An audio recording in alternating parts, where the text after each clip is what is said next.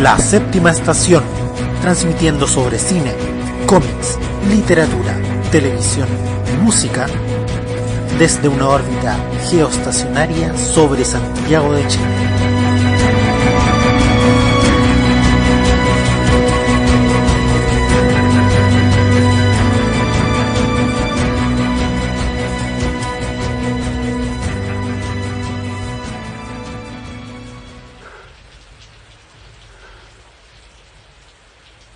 I've seen things you people wouldn't believe.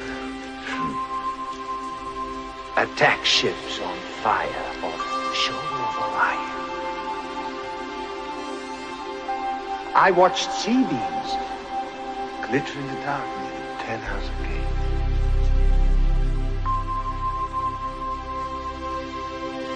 All those moments will be lost in time,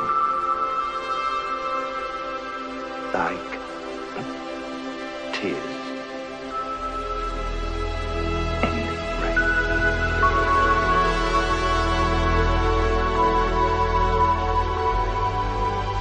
El año 2019, la ciudad Los Ángeles. Las luces de neón luchan contra la oscuridad y la lluvia. Nos ponemos nuestras gabardinas y preparamos nuestras pruebas de Boy Camp. Le hacemos una visita a la película que lo inició todo, ese monumento a la fantasía que es Blade Runner. Me acompañan Carlos e Ide, de los cuales no estoy muy seguro si son replicantes o no. Yo te haré el tiro y casi soy replicante. Buenas noches, buenos días, buenas tardes, no sabemos.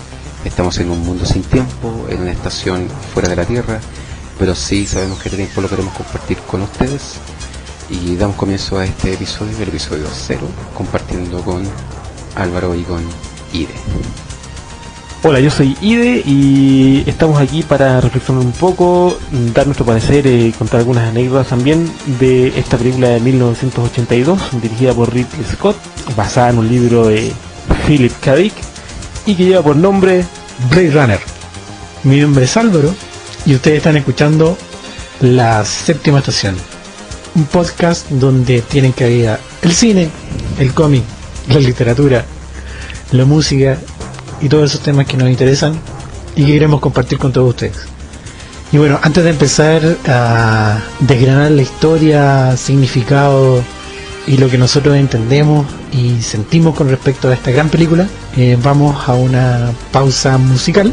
Y como queremos que todas las canciones que pongamos en nuestros capítulos tengan relación con el tema, en esta emisión ustedes escucharán canciones del año 1982, que fue el año en que se estrenó esta película. Entonces partimos con Strange Days de The Cure, del disco Pornography.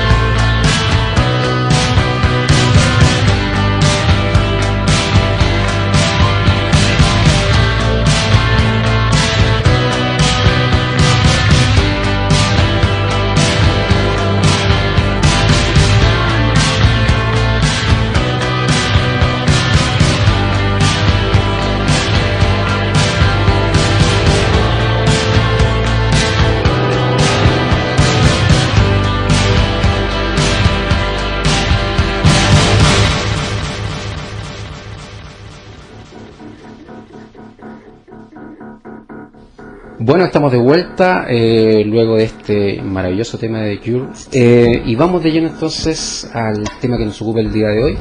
Bueno, Blade Runner, una gran obra, como decía recién Ide, está basada en la novela de Philip K. Dick, Sueñan los androides con ovejas eléctricas, una adaptación libre, bastante libre en realidad, de la novela, pero que efectivamente sí mantiene los tópicos importantes que son como centrales de ella.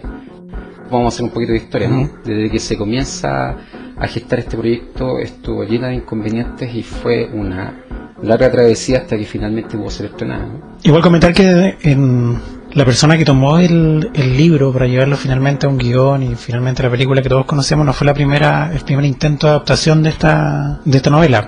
El problema es que y que también generaba como cierto rechazo que sentía Philip K. Dick con Hollywood, y relacionado con que en esa época, años 60, la ciencia ficción, 60-70, la ciencia ficción era tomada como algo no muy en serio.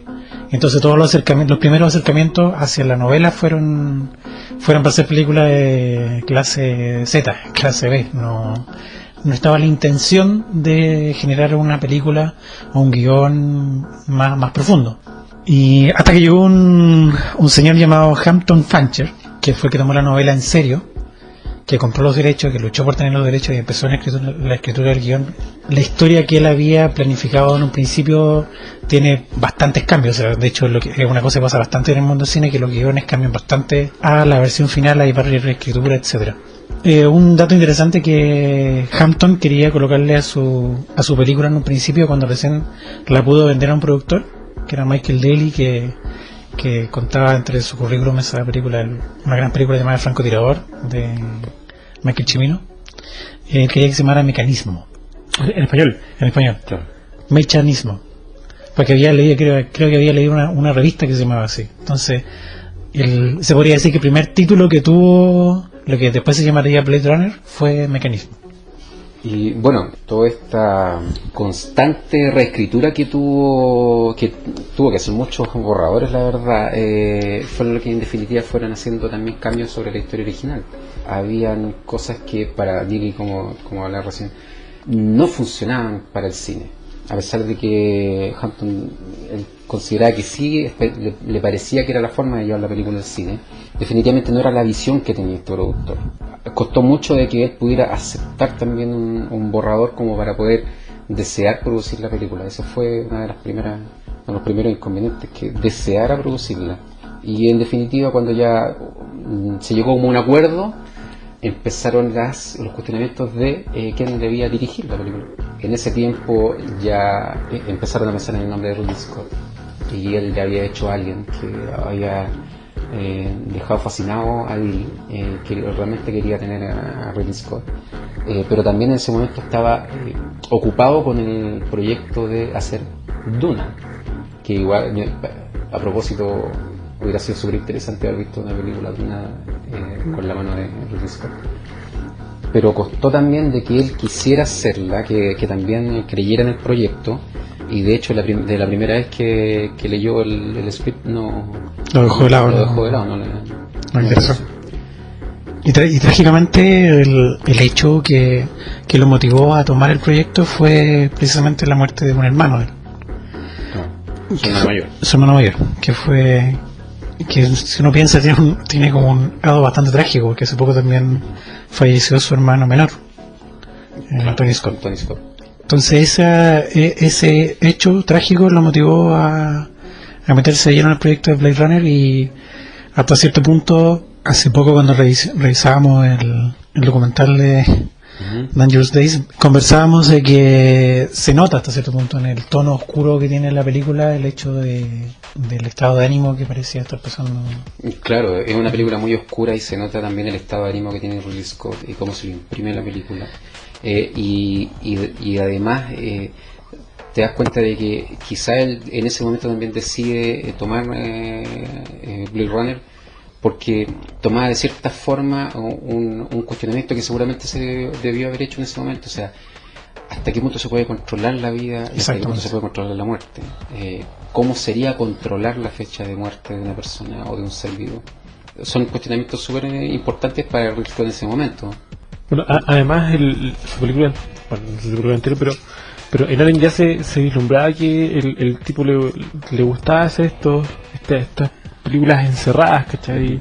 Donde todo da vueltas en torno a los personajes más que al entorno que los rodea. Y a mí me parece que en Blade Runner pasa mucho esto, a pesar de que está en una ciudad de Los Ángeles, pero no se nota, la ciudad no se recorre demasiado, siempre hay ambientes interiores. Los personajes hablan mucho de sí mismos, no se sabe qué hay más allá. Lo único que podéis ver es a Deckard que se comiendo comida china, y sería una pequeña persecución por parte de lo que me parece que es el barrio chino, y se acaba. Entonces, sumado a esto del tema de la vida, la muerte y el encierro, creo que le da un ambiente súper claustrofóbico a la película, ¿no? A mí me gusta mucho por eso. Me parece que el cine negro, no sé si tenía eso. Yo creo que es un nuevo giro al cine negro y a la mezcla con la fantasía. Claro. Fíjate que estaba pensando en lo que decía. Si podemos decir algo de Blade Runner, y a lo mejor también de Alien, o de las películas en general, quizás de Ridley Scott, es que el entorno aparece si tiene algo que decir. Entonces, si tiene algo que aportar a lo que se está viendo. Entonces, si no solamente es ver la ventana hacia afuera porque hay que mostrar el paisaje, sino que el paisaje tiene algo que decir. O sea, te da un discurso también, sí, o sea, de cuál es el momento histórico que se está viviendo, cuáles son las situaciones sociales que se están viviendo, ¿cachai? Te da unas ciertas claves como para entender a las personas que viven dentro de esa sociedad y por qué podrían estar reaccionando o actuando de cierta forma, porque también viven en ese entorno. Sí, yo rescato un poco, bueno, como que tomo un poco tu idea y la amplío un poco más, porque sí es cierto, mucho de la acción se transcurre en espacios cerrados y los personajes hablan mucho, pero yo creo que la ciudad sí se muestra. Yo creo que lo que dices tú de que la acción permanece en un espacio cerrado, yo creo que la ciudad aquí funciona como un gran espacio cerrado. ¿Tú cachai? Que no hay nada más allá de la lluvia, de la oscuridad de Los Ángeles, del ambiente nuboso. Exactamente. Lo que queda, bueno, después vamos a hablar del tema de las versiones y cómo cambia la historia, pero queda súper patente con la nueva edición de que la película no termina mostrando paisajes, sino que termina ahí, no hay nada más, no hay un norte. Ese es el universo, digamos. Eso es todo lo que hay. O sea, Los Ángeles es un gran espacio cerrado. Claro. Es un gran lo espacio demás es cerrado. referencial nomás. Claro. Que existe, como se menciona quizás en algún momento, pero no... Es como un garage hermético. Claro, como un garage hermético. Bueno, comentando un poco que la mención de garage hermético no es arbitraria tampoco, sino que también para comentar un poco que Ridley Scott era una persona muy influenciada por los cómics. El tipo era muy fanático de heavy metal, y de hecho fue algo que guió desde un principio su... El revista heavy metal. Claro, hacemos la... Sí. Bueno, quizás le gusta el heavy metal, Quizás, no lo sabemos. No sabemos. Pero claro, la revista heavy metal, y es algo que llevó desde un principio como el carácter de la producción. Una de las preguntas que le decía a Hamcher era que perfecto, ya todo transcurre como su guion era como de cine negro de los años de la época dorada de Hollywood. Me preguntaba qué es lo que había afuera, cómo era el mundo que estaba afuera. De hecho, esas fueron las razones por qué Hampton después salió del proyecto, porque tanta reescritura, que lo que comentabas tú, lo llevó a cambiar por otra persona que es David Peoples, que apellido más extraño, como David Gente. Claro. El pseudónimo. Claro, eso.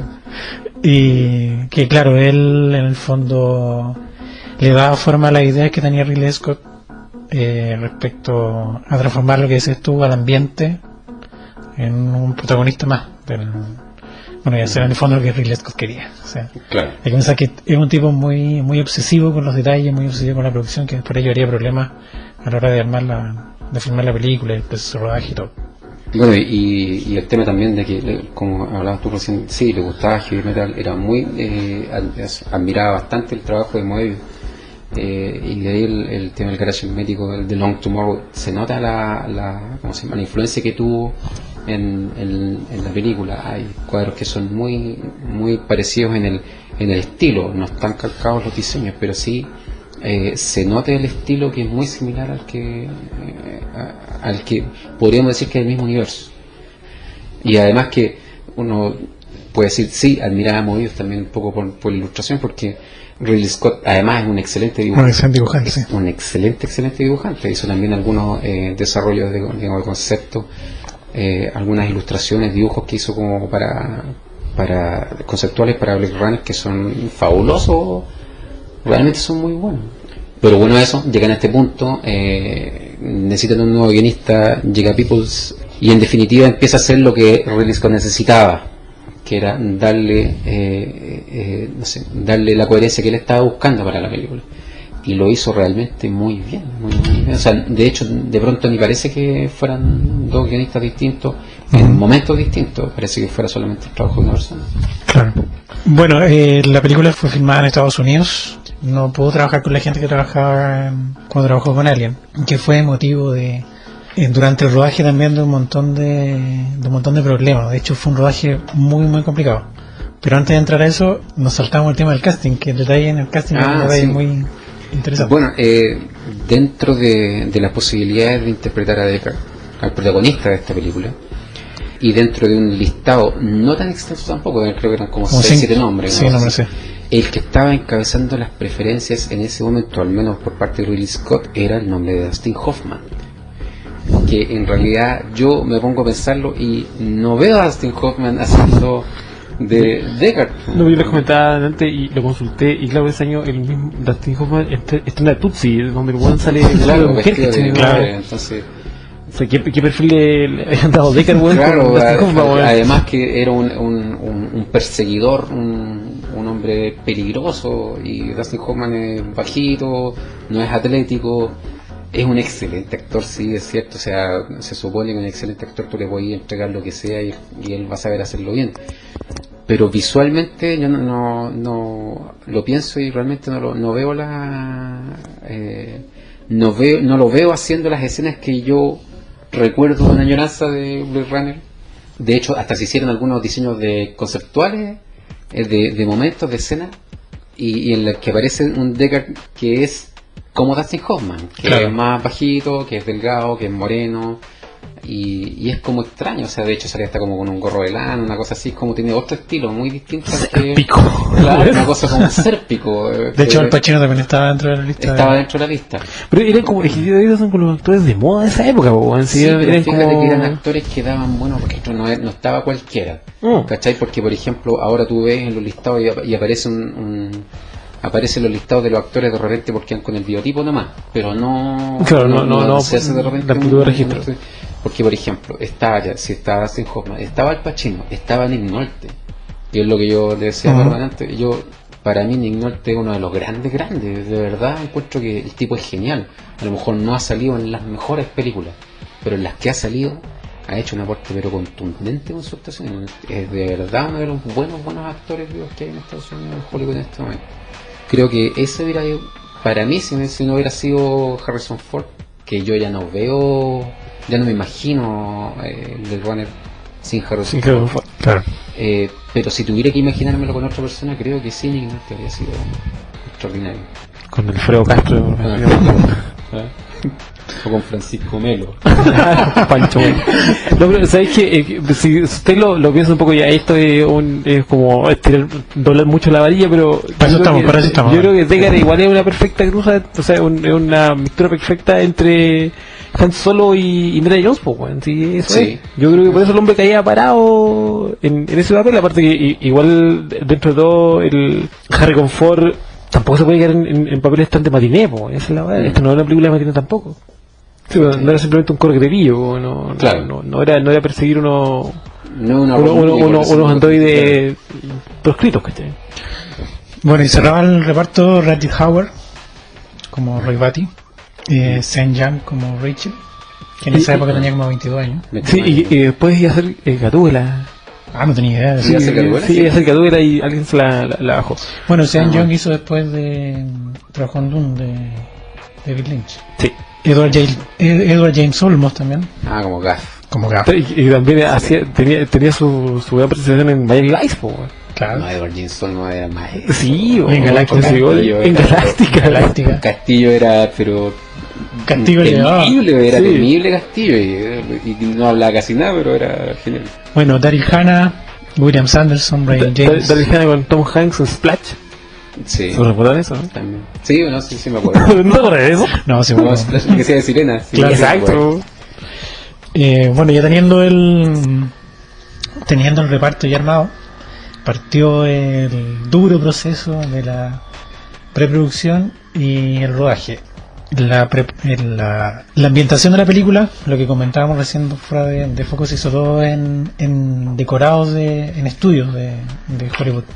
Y como decía Ridley Scott, eran un par de calles que tú habías visto en 1000 películas de vaqueros, en 1000 películas de detectives, y entonces tenían que dar una vuelta porque si no iba a ser muy la identificación iba a ser casi instantánea. Entonces aparte de la idea de generar un futuro que fuera muy de los cómics que tanto le gustaban y obsesionaban a él, también estaba el hecho de que este espacio en el cual que ellos estuvieran fuera completamente irreconocible. Y lo que tiene Blade Runner es que, bueno, visualmente es muy muy rica. Cuando la película parte, Deckard está leyendo el diario esperando para comer, y atrás hay una señal de neón, perdón.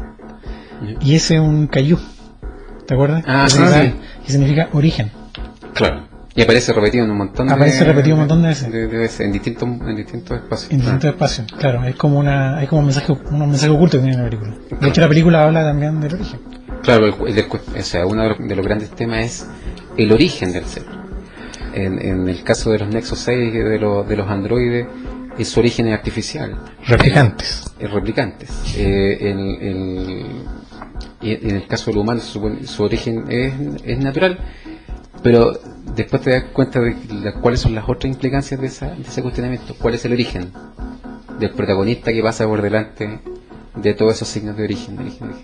¿Es humano o no es humano? ¿Es replicante o no? Que es uno de los cuestionamientos que se hicieron después con el tiempo. Y que nos cuestionaremos nosotros en el tercer bloque. Segundo bloque. Yo no sé quién me decía una vez que si tú vas a una fiesta y... Tú me dijiste eso, ¿no? ¿Qué cosa? Que si tú vas a una fiesta y la fiesta está medio fome, uno dice, bueno, y Deckard es replicante, ¿no? Y la weá se anima. La weá, claro, como que crece. Ya, pero no nos adelantemos. Bueno, de hecho, un poco de lo que tú hablabas recién acerca del tema de cómo hacer que las calles se vieran distintas de lo que se hizo siempre. Además, también es uno de los temas por qué se filmó de noche casi siempre. Porque, en definitiva, hacía que la gente no reconociera los espacios. Muchas veces cuando había que filmar las calles también se filmaban horizontalmente, no hacia arriba, para que no se viera la estructura completa hacia arriba, porque lo que estaba intervenido era a mediana altura. Los primeros pisos, los primeros 2 pisos, y después hacia arriba aquí algunas tuberías, cañerías, cosas, elementos, mucho humo. Tenía mucho humo, porque en definitiva algún mensaje tenía también que ver con la polución, un tema los temas ecologistas. Tú ves el paisaje de Los Ángeles, una cuestión que está totalmente atestada de humo y fuego, o sea, una cosa que realmente es desesperante ver una ciudad que sea de esa forma. Parece que está dentro de una refinería. Sí, a mí siempre me llamó la atención desde la primera vez que lo vi, creo que estaba muy muy chico, ¿no? Y les comentaba antes que yo no entendí mucho la película cuando la vi la primera vez que la vi, creo que me llamó mucho la atención visualmente, pero no fue el trasfondo, y me llamaba mucho la atención eso, esta llamarada, y yo decía, ¿por qué? En medio de la ciudad, ¿qué hace una llamarada? Si no veo el sentido de que esto ocurre. Y claro, yo creo que era como para acentuar el sentido de claustrofobia. Claro, de hecho, ese inicio, donde aparecen, bueno, como parte de la película, con ese iris, con ese acercamiento al edificio de niveles conocido en la producción, por ejemplo, o en el guión como Hades. Al principio, donde aparece la llama, claro, es como el infierno. Está entrando en el infierno. Bueno, y lo que fue un infierno también fue el tema del rodaje. Sí. Fue que, como les comentaba, el equipo con el que trabaja Ridley Scott no era el equipo con el que trabajó durante Alien, cuando hizo Alien. Y hubieron muchos roces porque el tipo era muy perfeccionista también. En el documental Dangerous Days también se ve como el tipo repite 10 veces una toma de un plato de comida, plato sirviéndose, claro. 10 tomas de la misma, y una toma que al final no se ocupó, una imagen que al final no se usó.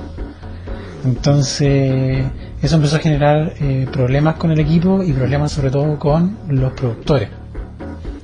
Exasperaba a la gente. De hecho, había una entrevista que le hicieron en un momento, creo que ese fue ese mismo documental, que entrevistaban a Harrison Ford, que decía, que había gente del equipo técnico que esta era la primera vez que trabajaba en una película y no volvió a trabajar nunca más en una película porque pensaban que siempre iba a ser el tema así. Y parece que Harrison Ford tampoco la pasó muy bien, ¿no? No, de hecho también tenía, tuvo grandes problemas con la producción y no tuvo la mejor relación tampoco con Ridley Scott. Si de hecho cuando lo entrevistan y le preguntan por Blade Runner, él no trata de no hablar de la película, de la producción o cómo lo pasó, cómo fue todo el tema, porque en realidad no lo pasó bien. Y una de las cosas que a lo mejor se nota un poco en la película es que tampoco tuvo como química con la actriz, con Sean Young, que hacía el papel de Rachel, que era como su interés amoroso y todo el tema, y había una relación ahí, pero no se ve una química real entre los dos, o se ve algo como muy raro en esa relación. Yo encontraba que era una situación súper rica, porque parecía ser como no la típica historia de amor así como romanticona y rosadita, sino que era como un amor más tortuoso, más doloroso, pero al parecer realmente no fue algo que fuera planificado, sino simplemente porque no hubo feeling nomás. Se nota como un amor súper rudo, ¿eh? Claro. Es como la rudeza de Harrison Ford, que es como, no sé, me parece que las películas de los años 40, 50, así como con ese amor como de macho, eso es que no hay interacción. Bueno, aparte que en el contexto de la película el tipo, yo creo que probablemente puede haber sido así, ¿cachai? Pues no se cuenta mucho de su vida, no se sabe mucho de Deckard en Blade Runner, pero el tipo se ve que es un tipo amargo, no es un detective de cine negro. Sí, pues es un tipo amargo, no se cuenta mucho de su vida, no sabe nada de él. Lo único que se vislumbra es un tipo que se quiere despedir de esto ya. Claro. Bueno, y una vez terminado ya el largo proceso de rodaje, con despedida del director incluida, llegó el momento de presentar la película al público. Y los primeros pases fueron bastante... La recepción en realidad fue bastante tibia. De hecho, esas fueron las razones por las cuales se decidió tanto el tema de la narración en off, la famosa narración en off, y el cambio del final. Claro. El final feliz que todos vimos en la televisión del año 80. Claro. Fueron decididos después de los primeros pases, porque la gente decía que no entendía la película, que era muy extraña, que tenía detalles muy raros, y que el final era sumamente sombrío, entonces... Demasiado abierto y no explícito, digamos. Claro, para nada explícito. Entonces se modificó eso, se reeditó la película, se colocó en la narración en off, que de hecho en el tema de la narración en off hay de todo. Algunos dicen que le gustaba a Ridley Scott, otros dicen que no le gustaba. Parece que sí, estaba de acuerdo con la narración. Claro, igual hay un tema con ese del cuento de la narración off. Al parecer también era una idea, el dato que me ha dado Ridley Scott, es que él no tenía problemas con la narración en off, pero llegó Harrison Ford cuando lo contrataron y él le dijo: ¿por qué no hacemos las escenas que se supone que están narradas y dejemos que la gente vea lo que está pasando, en vez de estarle diciendo lo que está pasando? El cuento es que quisieron hacer esta secuencia final, estos paisajes que por el que pasa, digamos, el auto en el que se van con el final feliz, el Deckard y Rachel, que a propósito, como no estaba filmado, tuvieron que tomar escenas de Resplandor para poner esa parte final.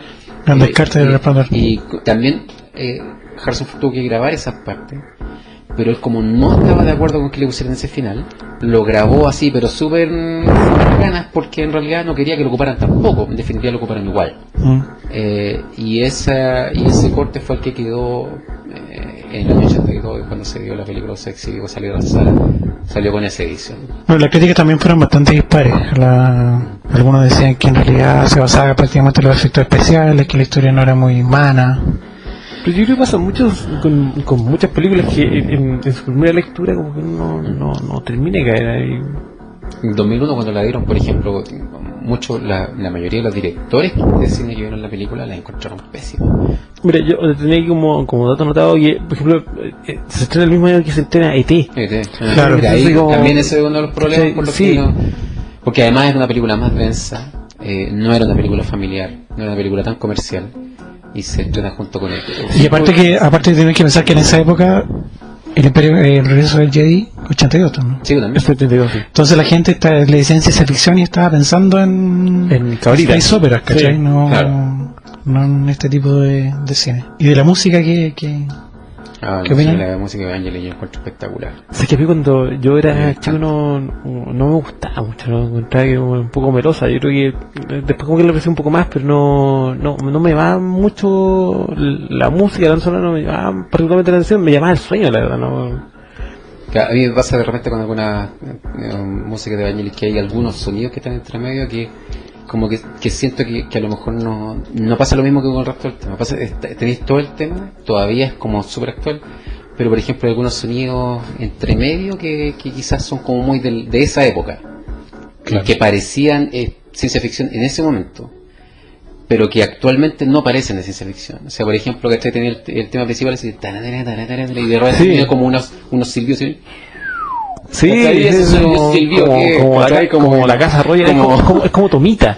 Claro, Sí, una no cosa sé si así como que tiene algunos sonidos entre medio que a lo mejor no pasa como con el resto del tema, que el resto del tema todavía se mantiene como algo redondito, pero hay algunas cuestiones como que ya, lo dejáis pasar porque el resto del tema es muy bueno. Y que es como de esa misma época de Isao Tomita, que era no sé, un chino, un japonés, no tengo un oriental, y que yo recuerdo que en esa época había un cassette dando vuelta como entre mis amigos, donde el tipo Tomita hacía un montón de versiones de música de la galaxia, música clásica, y tenía estos mismos sonidos. Pues yo escucho eso ahora, no es inevitable no pensar en esa época, como que se debió haber quedado ahí, incluso no haber pasado. Bueno, tenemos una película entregada, técnicamente se podría decir que un fracaso. Sí. Habrá sido el final de Blade Runner, ¿no? Bueno, Que habrá quedado en el olvido. quedará más historia bueno, lo vamos a ver en el Siguiente capítulo. siguiente bloque, porque ahora viene una voz musical que es Bueno, que tiene mucho que ver con Blade Runner, creo yo, una canción muy triste, es Blister in the Sun de Violent Femmes. Yo creo que tiene el espíritu de Blade Runner esta canción. completamente. Ahí vamos, Blister in the Sun con Violent Femmes.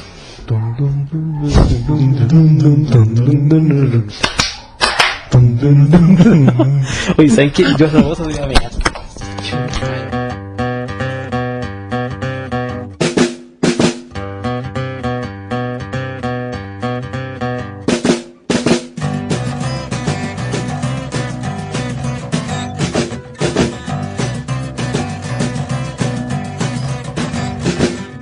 When I'm out walking, I strut my stuff, and I'm so strung out.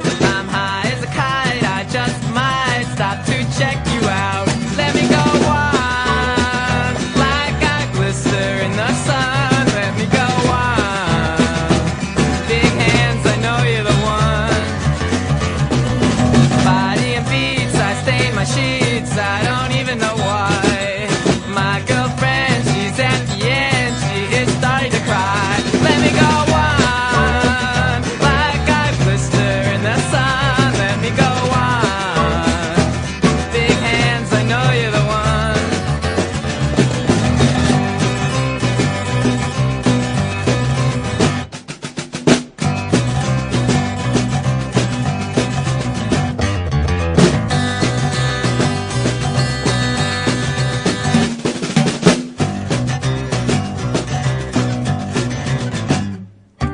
When I'm out walking, I strut my stuff, and I'm so strung out.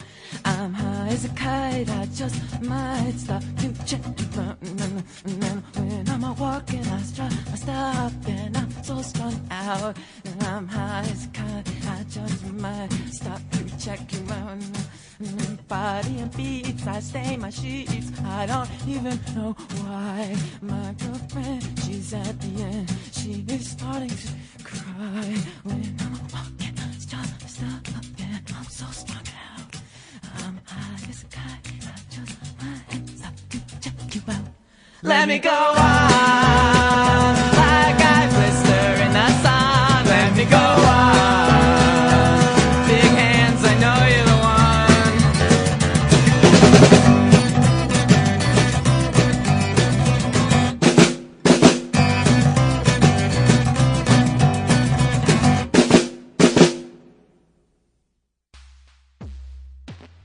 Bueno, y vamos con este tercer bloque para comentar un poco qué es lo que pasó luego de este estreno cinematográfico que fue fallido por una serie de factores, que fue, bueno, la producción que fue un poco tediosa, la reescritura, que quizás no se estrenó en un buen año, pensando en que se estrenaba con ET, que eran, no sé, películas, ET que me parece una película fabulosa, ¿cachai? Pero creo que tiene que ver con un poco con la ciencia ficción, que es mucho más blanda. Esto tenía un tema muy profundo y quizás no supo ser leído en esa época.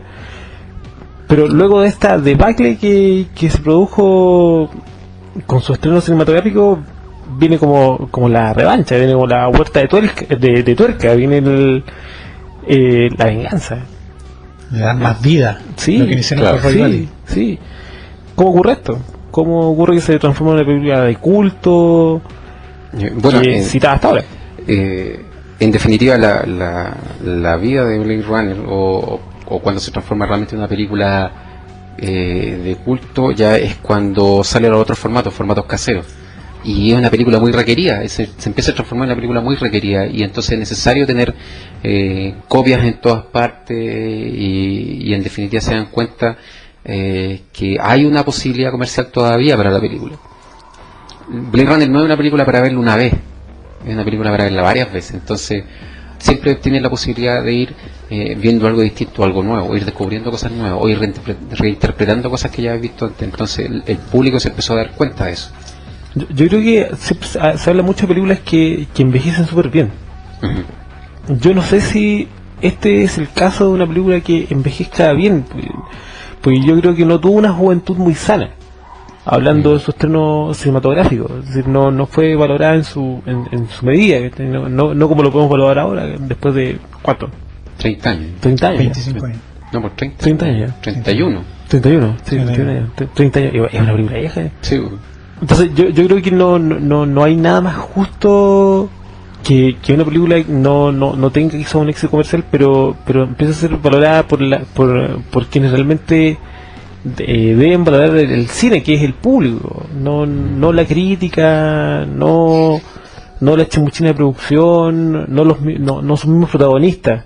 Entonces yo creo que quizás la película se vuelve una película de culto, se vuelve una película importante, y quizás se vuelve un blockbuster casero, básicamente porque el público quien idealmente ya dirigido es quien eleva la película al punto de que hablemos 30 años después de ella, que sea un referente y que tenga el peso visual, el peso documental, y que no sé, pues nos deba a nosotros para hacer un programa hablando de esto.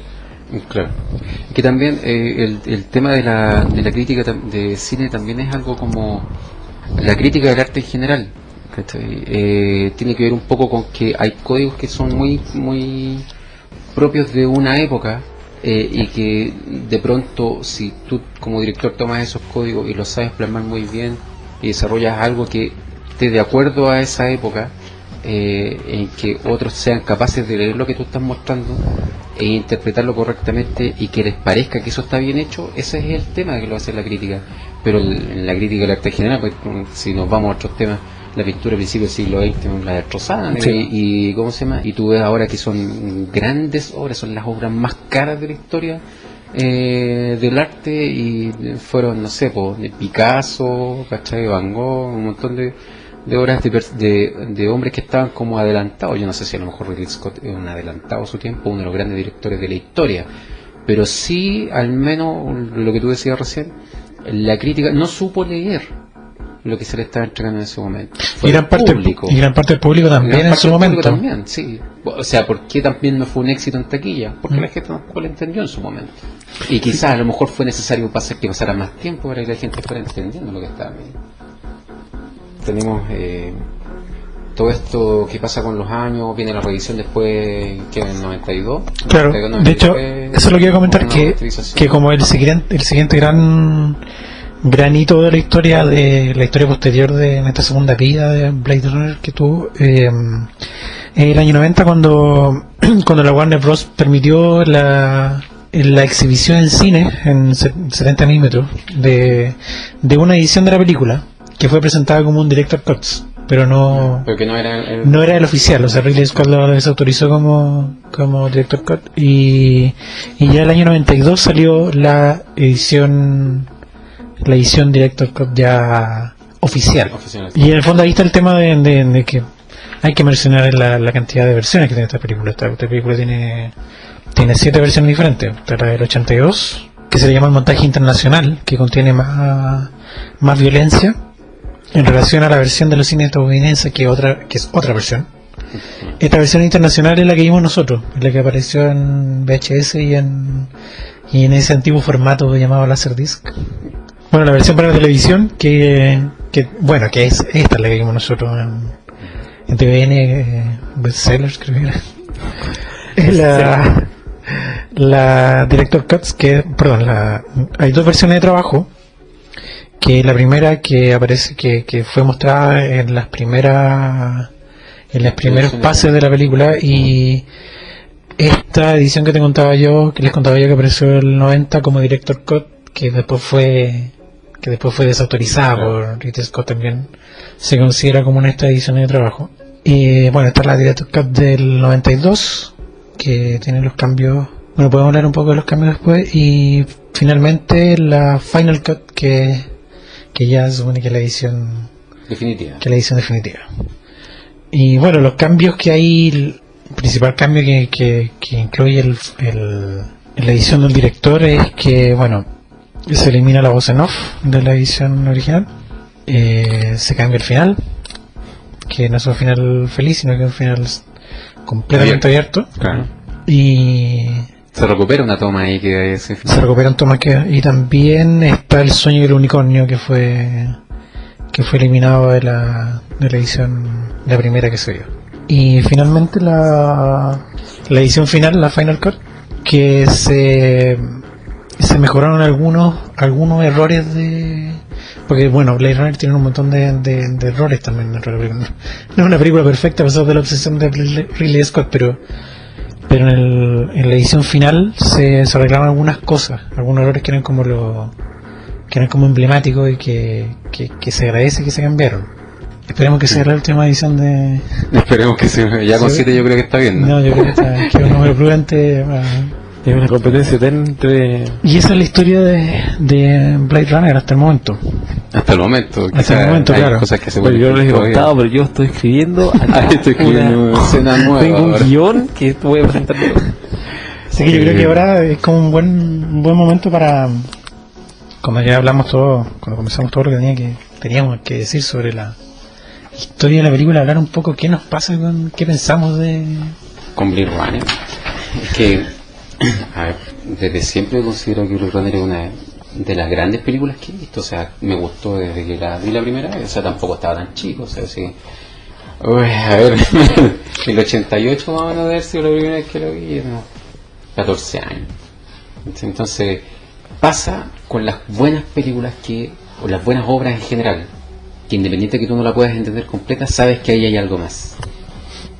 Cuando me dice, ¿te pareció buena o mala? Yo digo, si yo puedo definir que allí hay algo más de lo que yo a lo mejor no entendí, entonces puedo decir que la película es mejor. Es el metalenguaje, ¿no? Claro, de todas maneras. O sea, veis algo que no lo veis conscientemente, ¿no? Claro. La película es hermosa visualmente. Creo que te transporta. Y eso es lo importante, que una película te transporte, que tú sientas que lo que estás viendo, te compres lo que estás viendo.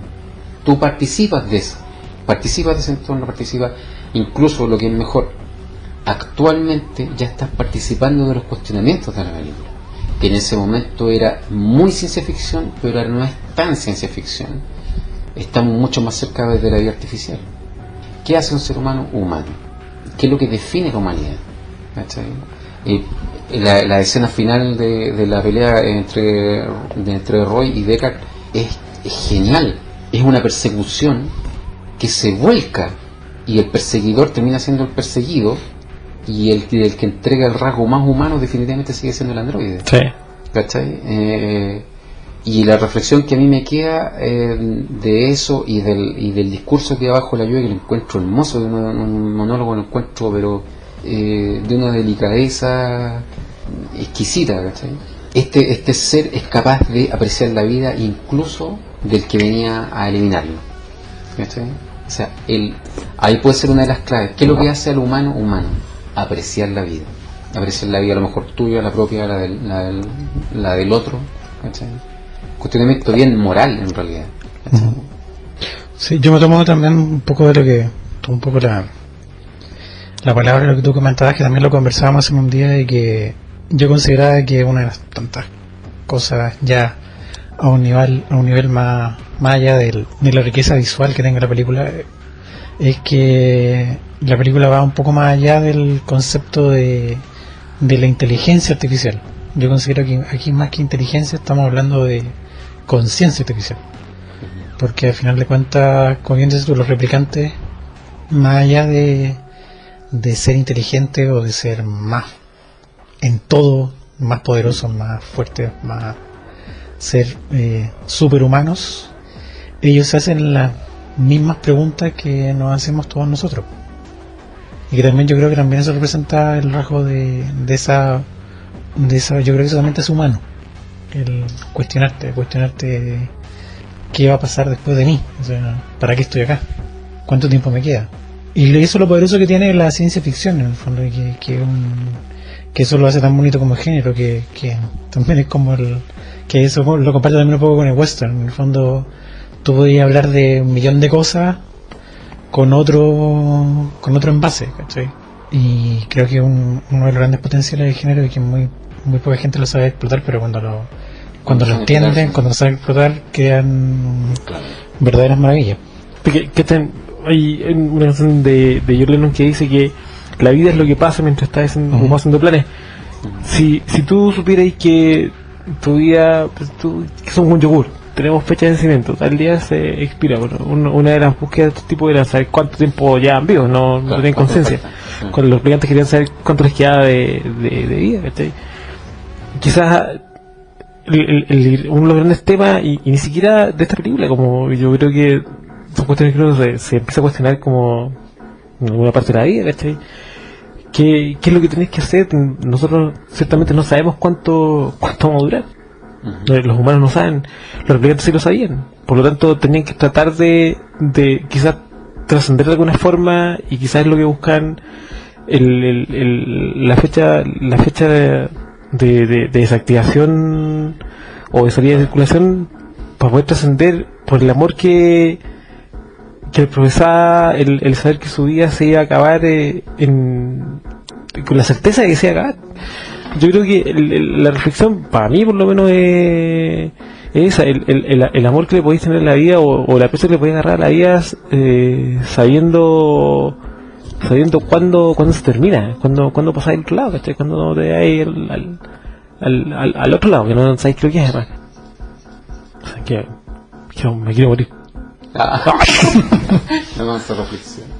Bueno, eso, básicamente, o sea, yo creo que a todos nos pasa que crecimos con esta película. Yo creo que nos pasó que cuando la vimos aquella primera vez, bueno, en lo personal siento como que sin temor a exagerar, creo que me cambió un poco el chip, que no es que tampoco sea el parámetro en que yo miro todas las películas, pero sí fue... No, claro, en el primer instante en que la vi, como bien tú dices, Blade Runner es una película que tú la veías ahora y después la ves 10 años después y aprecias cosas distintas y tienes una visión distinta de la vida. Pero yo creo que cuando la vi aquella primera vez, ya me dije, esta es una carta escrita con letras muy extrañas, pero lo que dice es muy importante.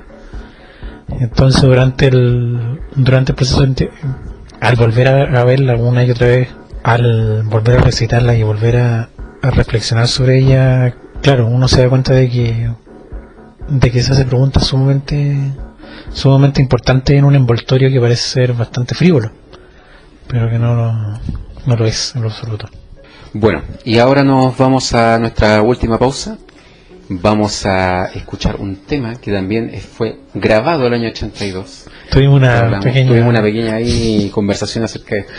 Que hay algunos indicios que dicen que este tema es anterior al año 82, pero que efectivamente fue grabado por Charly García y el tema en cuestión es inconsciente colectivo. Este tema a propósito después lo grabó Mercedes Sosa, también hubo otras visiones, fue una cosa muy...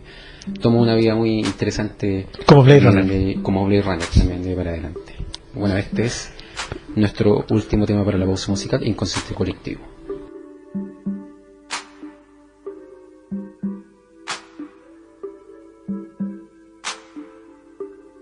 Nace una flor, todos los días sale el sol, de vez en cuando escuchas aquella voz,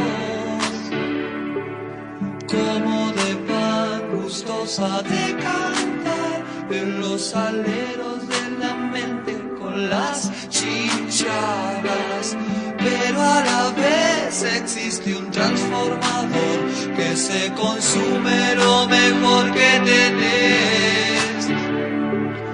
Te tira atrás, te pide más y más, y llega un punto en que no querés.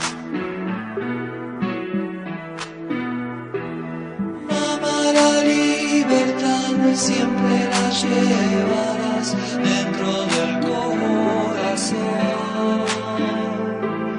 Te pueden corromper, te puedes olvidar, pero ella siempre está.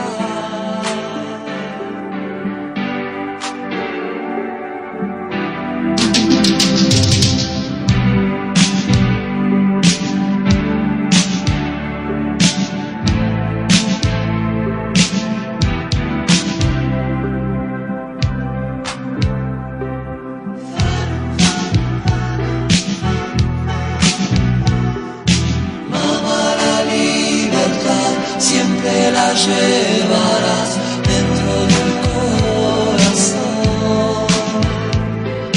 Te pueden corromper, te puedes olvidar, pero ella siempre está.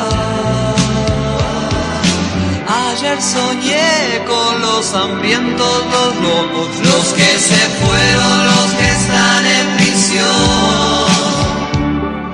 Hoy desperté esta canción, que ya fue escrita hace tiempo atrás. Es necesario cantar de nuevo una vez más.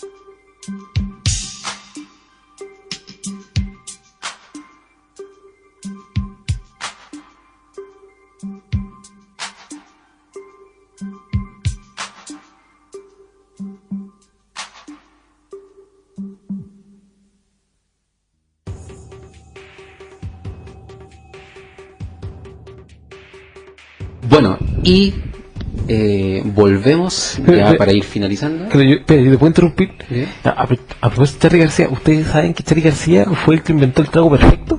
¿Sí? El tipo un día estaba en su casa y como que tenía muchas botellas de todo, ¿cachai? Ron, gin, vino, todo, ¿cachai? Entonces el tipo agarra... Lo puedo creer. El tipo agarra y como que dice, ya, a ver, media vasito de gin. Y lo va a dar un papel. Después dice, no, de ron, un cuarto de ron. Y así va echando como varias medidas y lo va anotando. Eso es como los tragos que preparáis con los conchos. Claro, sí, entonces te está haciendo eso. Entonces lo revuelve, no se le echa un hielo, menta, se lo toma y dice, este es el trago perfecto, este es lo más rico que puede existir. Y lo tenía todo anotado en su papel y ya súper feliz porque le había inventado el trago perfecto. Y justo en ese momento, ¡pum!, llegan los paramédicos porque su familia lo había declarado interdicto, entonces tienen que irse como, se lo llevan al ¿cómo se llama? A la Casa de la Risa. Y el tipo, cuando vuelve a la Casa de la Risa, como ya se resolvió el asunto, luego salió, el único que llega a su casa a buscar el papel donde él había anotado las medidas. Y está profundamente enojado con su familia, no por haberlo metido al loquero, ¿cachai? Sino porque se le perdió el papel del copete. Nos perdimos el copete perfecto por culpa de la familia de Charlie García. La llamada de Charlie. Así que... Llamará a Charlie. Sí, le llamará a Charlie. Charlie, te queremos. Bueno, volvimos con este último segmento ya, no sé, para conversar un poco también acerca de Picadillo, acerca de Blade Runner. Otros temas, otros datos que a lo mejor pueden ser curiosos acerca de la vida que iba tomando esta obra fílmica. Bueno, yo quiero partir con un tema que no es tanto picadillo, que de hecho es bastante importante porque es la base de la película, que es la novela, que yo creo que tiene unos grandes títulos de la ciencia ficción, que es Sueñan los androides con ovejas eléctricas. Claro, como título de película en ese momento no quizá no sonaba tan... Y un poco extenso también. Un poco extenso también. Claro. Pero a lo mejor tiene que ir con el año, weón. Claro, esta novela fue el año 68. Y bueno, a lo mejor era como un poco parafernálico el hecho de escribir novelas de ficción o hacer literatura de ficción, porque no sé, el monstruo que vino del espacio, ¿cachai? Entonces claro. A lo mejor era un recurso incluso de venta, ¿cachai? No lo sabemos. Claro, no, pero igual el título, el formato tiene que ver también. Pero igual el título tiene relación con una de las cosas principales de la novela que no se traspasa de hecho, como bien dijiste al principio, la adaptación es bastante libre. Hay un montón de cosas que son distintas. Y el tema de las ovejas eléctricas viene a que Deckard, que es un personaje que es bien distinto en la novela, que de hecho es casi como un burócrata más, que es un cazador de recompensa, pero el tipo está casado, y es casi como un oficinista. A diferencia de la película, la novela está ambientada en el año 1992, también después de la tercera guerra, creo que le llaman. El título va en relación a que en esta época, que después que por todo el tema de la contaminación, los animales se extinguieron. Entonces tener un animal real es símbolo de estatus, que es un tema que también se trata en la película, pero muy muy someramente, con el búho que está en el despacho de Tyrell. Y bueno, de los animales también que aparecen en ese mercado que aparece en la película. Entonces Deckard acepta el contrato de buscar a los replicantes, que aquí se llaman andrillos, porque el replicante es un término que ocuparon solo para la película, para tener dinero para comprarse una oveja de verdad, porque tenía una oveja eléctrica. Entonces tener una oveja eléctrica es como de medio pelo, ¿cachai? Y para tener un animal de verdad es como subir en la escala social. Incluso dependía del animal que tuviera. Dependía del animal, claro. Es como la capacidad económica o el estatus que voy a tener. Claro, el tema de los animales es muy importante en la novela. Por ejemplo, lo máximo era tener un caballo o un animal muy extraño, y lo más ahí nomás era tener como un gato, un ratón. Un animal pequeño. Un animal pequeño. Una pulga. Bueno, aparte de otras diferencias como las diferencias más sustanciales, claro, está este tema de los animales, que aquí es muy importante. Está el hecho que también los replicantes son un poco diferentes. O sea, Roy Batty, por ejemplo, no es un modelo de combate. Acá es un tipo que tenía trabajaba en Marte y tenía como una tienda. En realidad los personajes son bastante... Eso es lo positivo, es lo interesante de el libro, que los personajes son mucho más más normales. ¿Cachai? El conflicto, al parecer, tiene como ese carácter mucho más normal, más cotidiano. Y también, bueno, sin querer detener mucho tema de trama, también Deckard se encuentra con más cazadores de recompensa, tampoco se llaman Blade Runner ahí en la novela. Lo otro interesante es que hay un par de detalles que se pasaron completamente por alto en la película y que también forman parte también de los temas recurrentes de Philip Dick en su novela, aparte de este tema de la identidad y lo que te hace humano y lo que es real. Es que está presente una religión, que el tema espiritual también es bien importante. Hay una religión nueva que se llama mesmerismo, que no voy a entrar en detalles para que lean la novela. Y también hay un elemento que se repite mucho que está en todas partes, que es se le llama caja de empatía, porque las personas en este mundo están tan deshumanizadas que para sentir emociones necesitan esta máquina como para programar sentimientos y reacciones.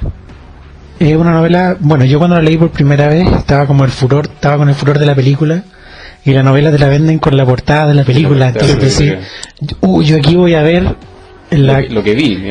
Claro, entonces confieso que la primera vez que lo leí, cuando estaba más chico también no me gustó mucho. Después presté ese libro y jamás me lo devolvieron, así que si tú estás escuchando este podcast, ¿por qué no encaráis por qué no públicamente encaráis a la persona que te dé? Es que no sé, tengo que si supiera lo basuraría, pero en fin. Yo puedo tomarme un segundo, Don Che, me puedo tomar. Por supuesto. Sí, oye, Alan Flores, devuélveme mi Ultimate Spider-Man que lo tenía hace como un año, por favor, ya. Eso. Ya, bueno, pero me gustaría tener identificado al sujeto, pero no, en realidad no lo tengo. ¿Tú te dio unos libros? No, yo te devolví. No, sí, está bien. Comentar nomás que de repente podíamos hacer un programa Philip K. Dick, porque de hecho su obra sí, de hecho este es un punto de partida donde Hollywood giró un poco la vista y se empezó a ver su obra. Sí, exactamente, a eso quería llegar. Y de hecho hay muchas cosas que se debe ser uno de los autores de ciencia ficción más adaptados, claro. Digamos ya pasado su vida, claro. Hicieron muchas adaptaciones de sus obras. Total Recall, Vengador del Futuro, Paycheck, El Pago, Minority Report, y algo más que se... ¿Qué piensan ustedes? O sea, Descartes definitivamente es un replicante. Al parecer sí lo es. Yo pensé que yo prefiero pensar que es replicante porque así me voy a dormir tranquilo. Porque yo le voy a dar más vuelta. No, es que yo me he encontrado gente que dice que no es replicante, pero yo creo que también tiene que ver con qué versión viste la película, ¿cachai? Sí, pero es que saben que la edición que todos se vean también tiene una vista súper clara, que es el tema del brillo de los ojos que tienen los replicantes, que se ven los animales sintéticos, se ven los replicantes, se ven Descartes. Se ve en Rachel en un momento, ella se va acercando en el momento que sale la penumbra cuando recién están presentando el personaje, sí. ¿no? Y se ve el mismo reflejo en los ojos. Y se ve el mismo reflejo en Descartes, tú me contabas, yo a veces detalles se me pasó, en un plano se le ve el mismo reflejo en los ojos. Cuando parte la película y se menciona que han escapado estos replicantes, lo primero que se ve es un ojo, ¿cachai? Donde se refleja la ciudad, pero es un ojo que se abre, entonces tú puedes decir, aquí empieza la experiencia del personaje, y de cierta forma es como que lo están introduciendo a la vida. Entonces al parecer podría ser un personaje que se le han implantado recuerdos para que crea que es un ser humano. Entonces hay mucho paño que cortar, digamos, en ese sentido. Tení el tema de que cuando se dice escaparon, ¿cachai? De la colonia no sé dónde, escaparon 6 replicantes, 3 hombres, 3 mujeres. Hay 2 hombres. Hay 3 mujeres y 2 hombres que persigue Descartes. ¿Dónde está el tercero? ¿Cachai? Entonces esas son las cosas que fueron descubriendo los mismos fans, los amigos que iban viendo una y otra vez la película, y empezaron a darle vuelta al cuento, y sobre todo con la remasterización, que ni siquiera filmaron escenas nuevas, son las mismas escenas que las incluyeron.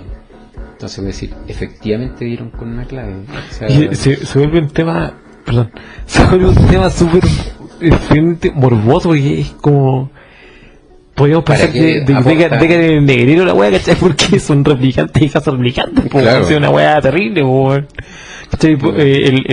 Los discursos de Roy al final, como encarándole la vida a Descartes, es terrible, no podéis mandar a los tuyos o matar a los tuyos, es la claro. Por eso que son más humanos que los humanos los replicantes. Bueno, Human than Human, como dijo Rob Zombie, ¿cachai? Bueno, lo que iba a comentar yo es que volvió uno de los tantos simbolismos que hay en la película, que es el tema de los ojos. La película parte con un ojo, con el iris de un ojo. Los ojos también es la forma que uno reconoce a los replicantes a través del reflejo que estábamos conversando recién. La prueba de Voight-Kampf es a través de analizando la reacción de los ojos. De los ojos, claro. Cuando vemos por primera vez a Roy y el paso que tiene hacia Sebastian, que lo lleva finalmente a Tyrell, es el tipo que trabaja con los ojos. Claro.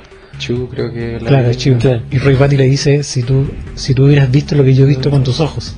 Cuando Roy Batty mata a Tyler, bien digo, le aplasta los ojos. Y el monólogo final, que es lo que he visto con lo que he esos visto, ojos. claro, yo he visto cosas que ustedes no creerían. Entonces dicen que los ojos son los espejos del alma. Bueno, no sé, ya para ir un poco cerrando, comentarios finales. Si ustedes conocieran a alguien que ni sabe de la existencia de Blade Runner, ustedes ¿qué argumentos tendrían para cómo convencería a una persona de que la viera? Maté con la pregunta. Con la que sí. ¿Sabes qué? Yo debo decir que tenemos como una pauta y esto no está en la pauta como de... Claro, sí. Una parte que tenía bajo la... Malditos chicos, se me hace por pauta.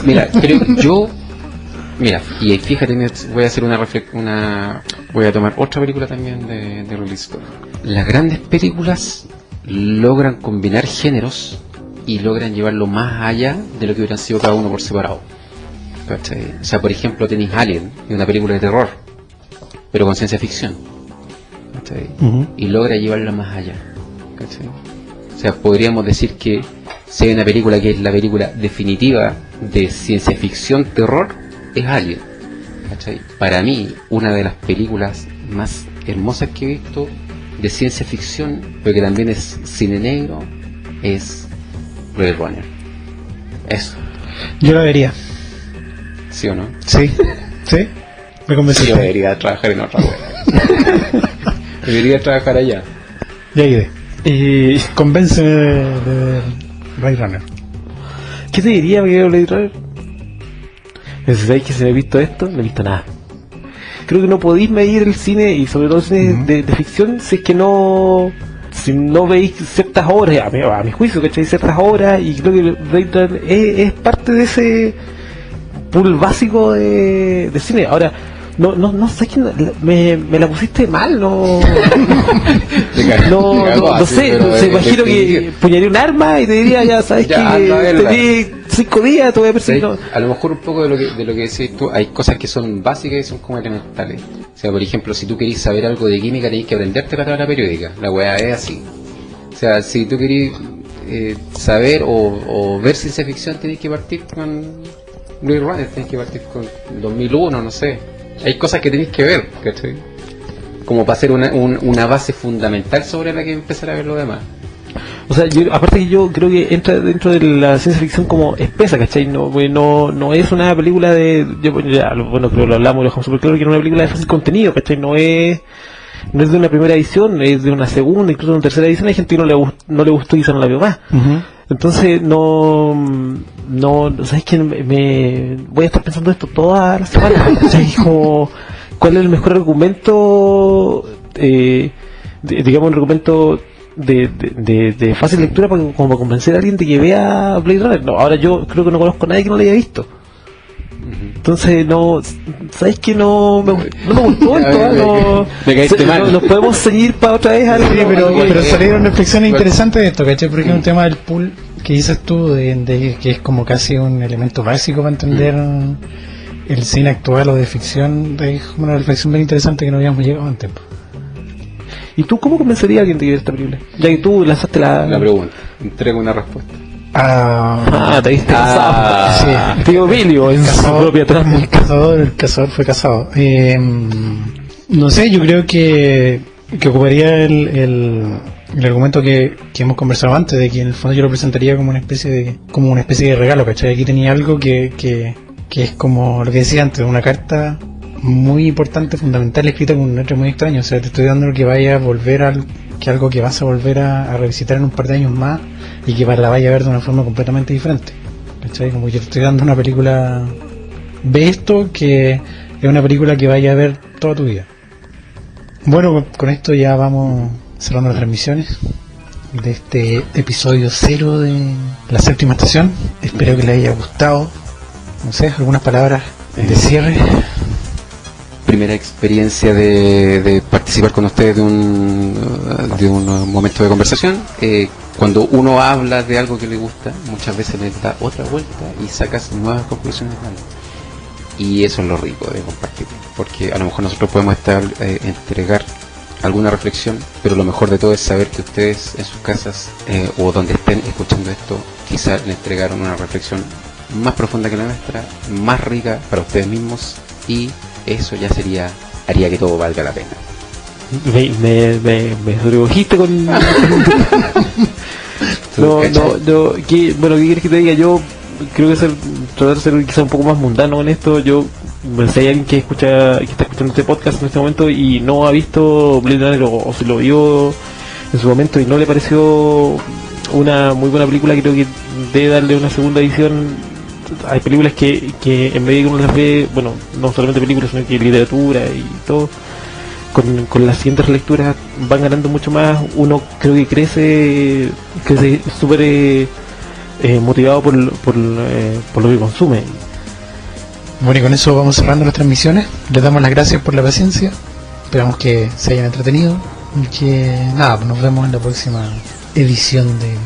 Esperamos su podcast favorito.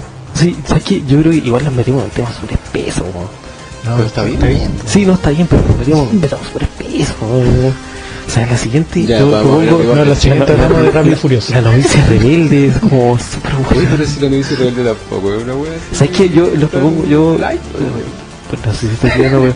¿Sabes qué? Deberíamos ver lo que Lindo se llegó... Sí, podríamos hablar de ¿cómo se llama? El violín en el tejado. El violín en el tejado. Ya Tampoco es mientras tan bien, el hemos resto de la llegado, tripulación sigue debatiendo sobre nuestra próxima película o tema del que vamos a hablar, yo aprieto aquí el botón de cierre y nos vemos en la próxima edición de La Séptima Estación. Hasta pronto, amigos.